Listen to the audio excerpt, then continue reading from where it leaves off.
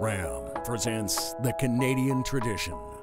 Taylor and I knew that after our wedding in May, we wanted to go on a trip somewhere, and initially I was tempted to say let's go somewhere exotic, but as always, Taylor is pretty enthusiastic about staying within Canada, and I had never been this far north before. It seemed like the greatest opportunity to see a little bit more of Canada that I'm not familiar with, and I'm doing something that Taylor and I love doing together. We've always enjoyed fishing right from when we first started dating, so it seemed like the perfect scenario.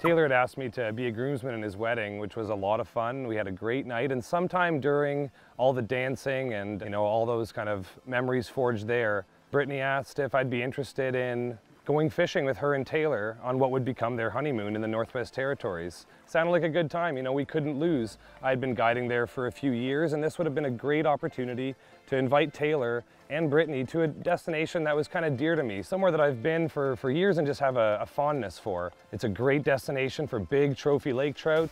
I knew we'd have a great time, and I thought it was an awesome idea, so we began putting it all together. Coming this far north, it's definitely varied a bit from where I've traveled previously. We've been fortunate enough to travel to Alberta and hunt some elk and moose out there. I've been as far east as Newfoundland and did a caribou hunt there, but this is definitely the most remote I've ever felt. Coming here, it makes you feel so small and vulnerable to the environment. You definitely grow a great amount of respect for where you are. As soon as you get off the plane, you land and you look around and you go, okay, this is different.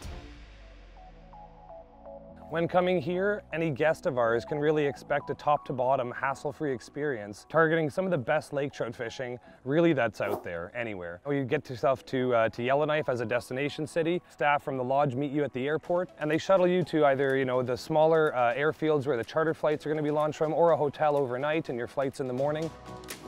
So the first day landing on the strip there was a little bit different than anything I experienced. It was a smaller plane than what I was used to, and landing was a different feeling. It's like a shale rock kind of landing strip, and you feel the weight of the plane just hitting and stopping. You get out and you're met by very, very friendly staff welcoming you to the Northwest Territories. We hopped on the bus, the guides and everyone helped out with all of our gear, and it was a very seamless and effortless transition into camp, where we kind of got an orientation and a setting of how things would go for the week.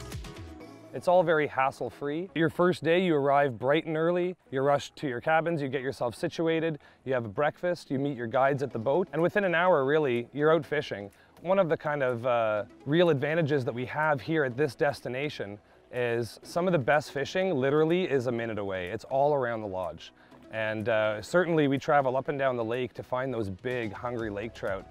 But I mean, should the weather be inclement, if for whatever reason you don't want to go far that day, you really don't need to. You don't have to feel the intimidation of big open water, despite this being the second deepest freshwater basin in the world.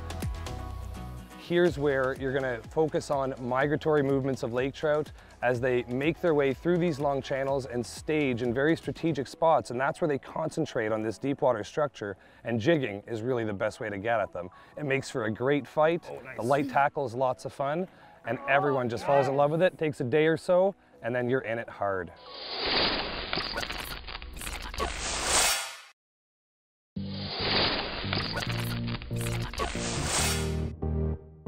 just looking out over the lake, you kind of get that sense of how remote you are right now. You have to take a minute and appreciate where you are. It kind of takes a day to really soak in. That first boat ride on the water, it really starts to come over you and you see where you are, this majestic, like monstrous, rugged landscape.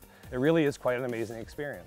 So on our first day of being here, we decided the visibility was still great. At that point, we didn't realize quite how many fires were burning around us. So we decided to take about an hour-long boat ride down the lake, and the scenery was just, I mean, I can't urge people enough to get out of their comfort zone and come somewhere this remote and experience the vastness of the Northwest Territories. The cliffs were, you can't even imagine how tall they were and endless. They went on for miles. It really makes you feel small and it makes you respect where you are. You have to constantly be keeping a bearing on where you are, and you want to leave camp prepared. There were a few mornings where I felt, you know, a little panicked because I'd forgotten something, and you double, triple check before you leave. There are certain things that you wouldn't leave camp without because, I mean, you take a look around and you go, what do I need to survive if something happened?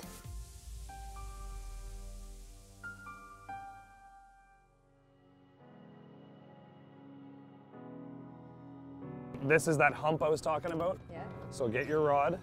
Those fish are a little behind us, but I'm marking more. I'm gonna reverse right back over them. So just like we kind of practiced there earlier, drop that jig right to the bottom. When you contact bottom, close your bail. We're in 65 feet. You've got 2 ounces, see how it's taken my line? And so even though these are big fish, the strike is very light. We don't have any bait, it's all artificial. So I'm really trying to feel the bottom. But when you feel a tug, Britt, you gotta give it like, you know, the biggest hook set you've ever given on a walleye. You don't wanna go ridiculous, but you definitely wanna pop that single barbless hook into them. And then keep the pressure on. Keep that pressure on, because again, single barbless, you know, it's a vertical battle here. They can get off pretty easily. Taylor had built up a lot of anticipation for what it would feel like to catch my first big lake trout, or a lake trout in general in this area, with his history catching some bigger fish in the past. And I'm not gonna lie, I was nervous that first time dangling my lure over the water and dropping it down, because I had some concern about what that first hit was gonna feel like and whether I could get the fish successfully in the boat. There is some pressure there. That's a nice fish. That. I might just have to change jig heads. So we may not need to net this one. You trust me way too much, Adrian. He's a fish, he's a fish, he's a fish. Okay, since it's the first one, I'll net him. But that size, normally I would just grab the jig head. Okay. Here's how I like to hold these fish. Nice fishy. Look at the orange on their tail, eh? Do like a head first torpedo dive. There we go.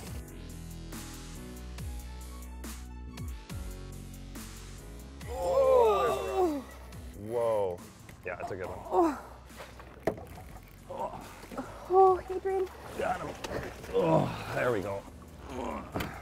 So we're getting better. Are you wanting me to hold this? Do you want to hold it? No. No, okay. He's got a lot of life in him. Oh, just gone. So right off the bat, we started catching, you know, decent sized fish. And I say decent because these fish are, once you catch a big one, you start kind of thinking, well, those other ones were just kind of mediocre, and then you have to put everything back into relative terms. And back home, you would be thrilled. It would make your day. And then to catch a bigger fish, everything just kept getting better and better.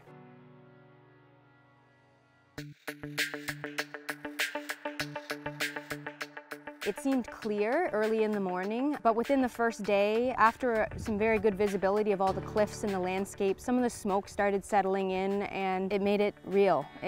Hearing Adrian recall what he went through in 2014 when he was one of the last people to leave camp, and see the fires burning that close to something so sacred, with Plumbers Lodge having experienced their original lodge being burnt down many, many years ago. I can't even imagine what Adrian and everyone felt when it was so close and they're trying to protect something so sacred.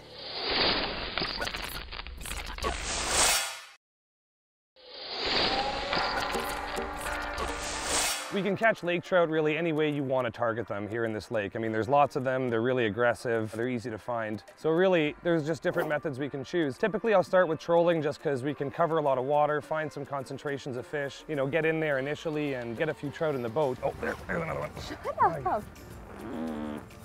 Trolling was great to learn what it felt like to get a hit and what you needed to do, because you obviously have the speed of the boat helping you out with that hook set. So to have a preference, I would say initially it was probably trolling. Oh yeah. Trolling. Did you get any warnings, or it was just bang, No, bang? just bang. Yeah. We can target bigger fish a little better when we're jigging. Oh, don't go back there. Don't go back there. Nice. There you go. Very nice. Ready, huh? Yes. Oh, jeez.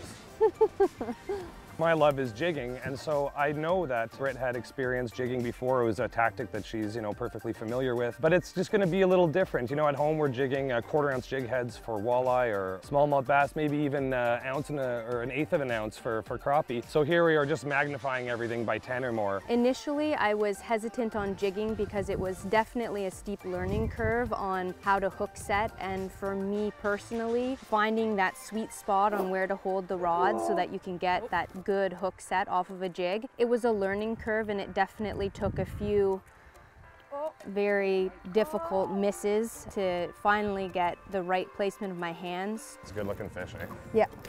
Rolling. Don't they fight so hard in this current too? Boom, we got him. Look at that. Man, gave you a workout. Thumb up and really get a good grip. Whoa. Nice. All right. Sorry. I had to bail. That was awesome. He was going. No, that was perfect. But I think, Britt, I think that's your best trip. Congratulations. Thank you, thank you. We're in 100 feet of water or so, 60 to 80 feet, say. We've got 2 or 3 ounces on a giant bucktail or a huge Mr. Twister or just sort of like a minnow imitation grub. Sending this thing down like a torpedo, bang, you feel it just slam the rock bottom. Within seconds, on a good drop, a big lake trout can grab it.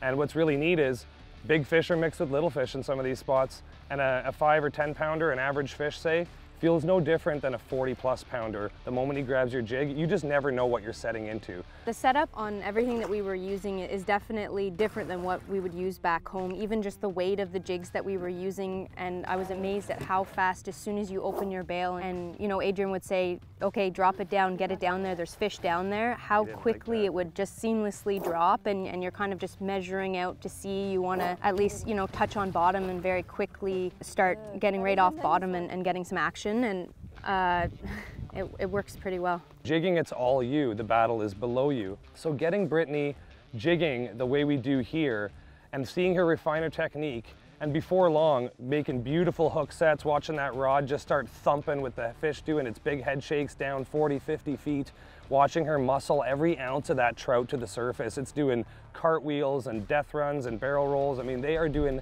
everything they can to get off the hook. Once I figured out the jigging, it's definitely a nice feeling to set the hook, reel that big fish in, have a few good runs, and then to see the net go under, I definitely feel a greater sense of accomplishment now with jigging.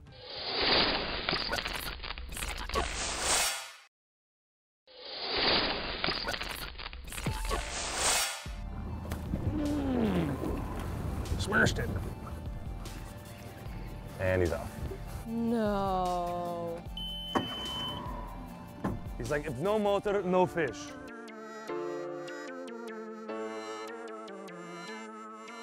Behind us right now, Britt, is how close the flames came 2-3 years ago when all the fires were raging. And you were here? We were here, and actually we had to cancel our season, and we evacuated everybody. That's part of living up here too, right? It certainly That's part of the environment. Well, the new mandate now is just to let the fires burn. At the end of the day, it really does regenerate the forest. It's good for It's good for it. It's good for moose, for example. But very eerie feeling seeing the smoke rolling through and it is. Seeing the... And it's cool seeing it 2 years later. I mean, that was scorched earth and rock 2 years ago, and now, I mean, looks pretty lush. I'm thinking we should just maybe at some point here coming up, just go for a little walk and see the burn several years later. Yeah, I'd like to see that. Yeah. Oh, come get it. Go. There we go. Man, that's got some power to it. You definitely need a rod with some backbone. I'm gonna bring him around this side here. We're using one of these new Berkeley Sebeals. It's a big lure. Why don't you just hold this here and see if I can land him. Oh, that was a quick release. There he is. See, look at that. Oh. Nice. Look at that double header. Perfect.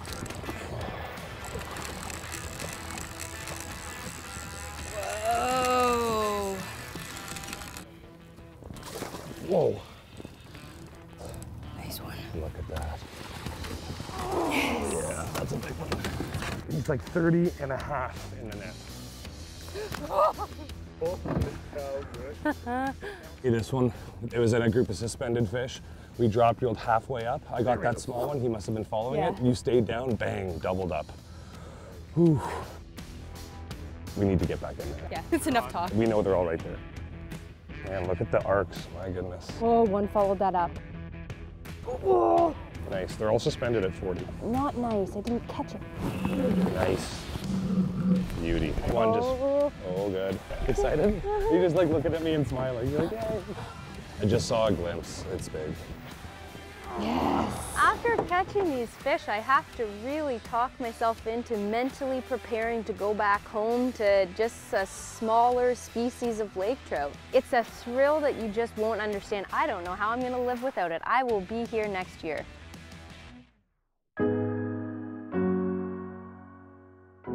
The shore lunch that we had was an experience in itself. It's very rewarding to feel that, you know, you caught your own food. I could survive here if I had to. I have the necessary gear to get by until help came if something happened. So to land the boat on a remote island that maybe no one's been to and then set up camp, and Adrian cooked a fabulous shore lunch, and definitely very rewarding to eat something that you've caught yourself and held in your own hands. As a Canadian, we all have every right and privilege to come here and discover our own country and experience it, not as a stranger, maybe a visitor, but this is still our home. This is Canada. Come on out. If you've ever really wanted to tangle with these big lake trout, to see the territories, the vastness, and just experience it all as a whole, it's worth the trip. It's easy, lots of fun. You won't regret it, and likely we'll see you back up here in a future season. It definitely has made me feel prouder to be Canadian and to understand what Canada has to offer, and the whole experience is just, it's amazing.